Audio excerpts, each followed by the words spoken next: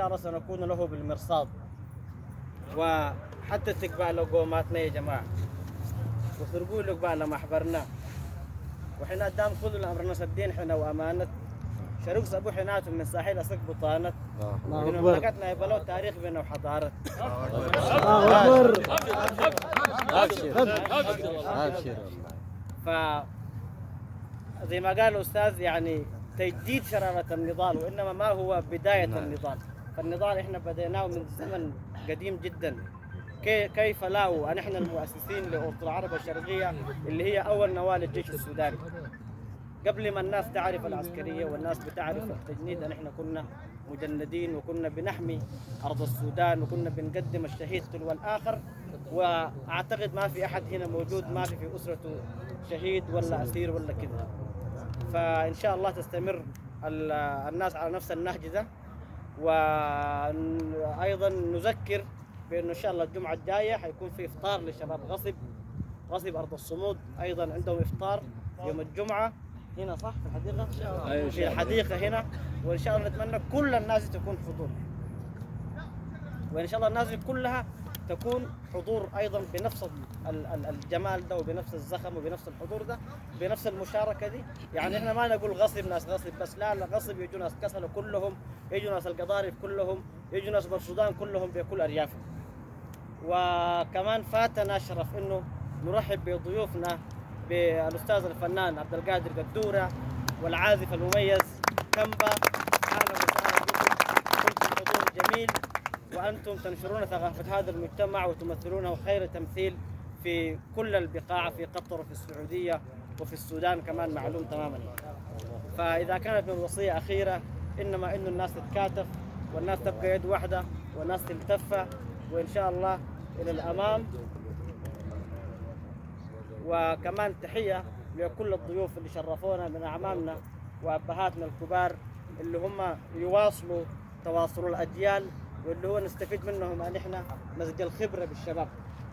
فأخيرا يعني ما في ضيوف، إحنا كلنا ناس البيت والدار دار الجميع والمكان مكان الجميع.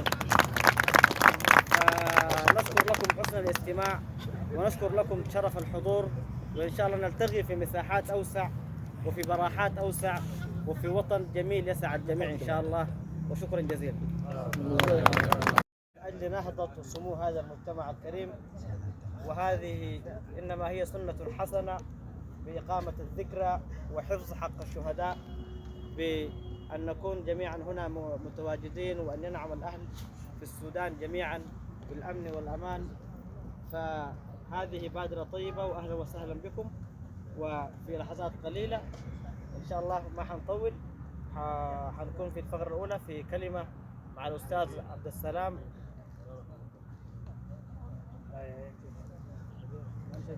حنكون في كلمة ترحيبية من الأستاذ ياسر موسى والدلكيك، فليتفضل المنصة.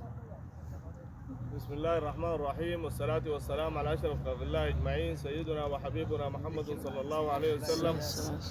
الإخوان في مكرام السمود، مجتمعنا الجميل من كافة أحياء كسلة ومن برسودان الحبيبة ومن كل ولاية السودان، شكرا ومرحبا بكم. سعدنا الليلة بتواجدكم هنا. بصراحة نحن والله أكثر سعادة من إنه الليلة نحن نغيب إفطارنا وأنتم تستجيبوا لنا. سعداء وما أقدر أطول الحديث كثير، حبيت إن أنا أرحب بكم وشكرا لكم وأهلا وسهلا، وحنلتقي إن شاء الله في لحظات أجمل ثانية. شكرا أستاذ ياسر موسى.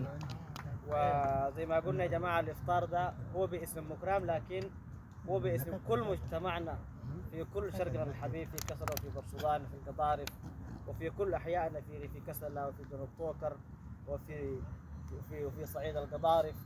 فالاسم مكرام لكن المعنى هو لكل معنى المجتمع ده. والشهداء ما مقصود بهم شهداء مكرام فقط، إنما كل الشهداء، شهداء القربة وحلفة وكسلة وبرسودان والقضارف، شهداء دار النعيم، شهداء ولع. فالمناسبة دي بتمثل هي وفاء لأهل العطاء، وده أقل شيء ممكن الناس بتقدمه. سهلا، بارك الله فيكم وسدد خطاكم.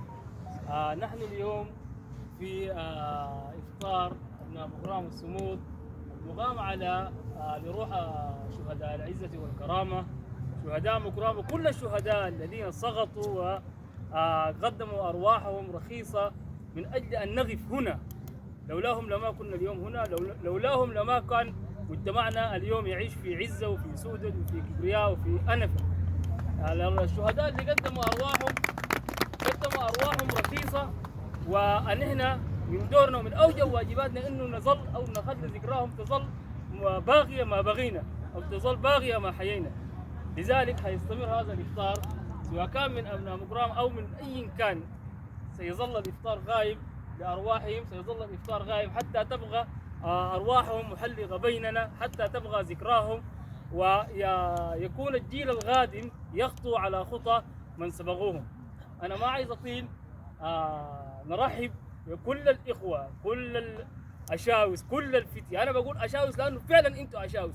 في ناس كتار حاولوا إنه يكسروا مجاديفنا، لكن برضو الناس لبت الدعوة. في ناس كتار حاولوا إنه يخلوا الإفطار حق اليوم ده يعني يكون ملغي أو يكون ما يقام، لكن الناس اجتهدت والناس وصلت الرسالة، وإن شاء الله الرسالة حتصل هنا وفي أي مكان موجود فيه مجتمعنا وأي مكان موجودين فيه ونحن إن شاء الله رسالتنا حتوصل. أنا ما عايز أطيل، لكن عندي رسالة صغيرة واللي هي رسالة حب وتقدير واحترام، كل الاحترام والتقدير للغايد الهمام والملهم أبو عدي، مجدد شرارة النضال ورافع راية العزة والسودد وحامل عرين، حامل أرض والعرض، وإخوانك الميامين في قوات تحرير شرق السودان. نحن اليوم نستمتع ونتنسم عبق العزة والفخر والكبرياء، وأصبحت هاماتنا تعانق الثريا وتطلعاتنا لا تحدها حدود.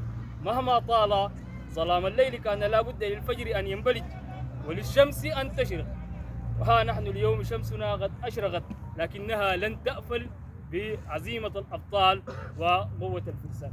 طبتم وطابت مقاماتكم، طبتم وطابت شهادتكم. سيظل مجدنا وسيظل صمودنا وسيظل نضالنا مستمر إلى أن يرث الأرض. لن يكون هناك قوة تستطيع أن تهزمنا، ولن تكون هناك قوة تستطيع أن تكسرنا.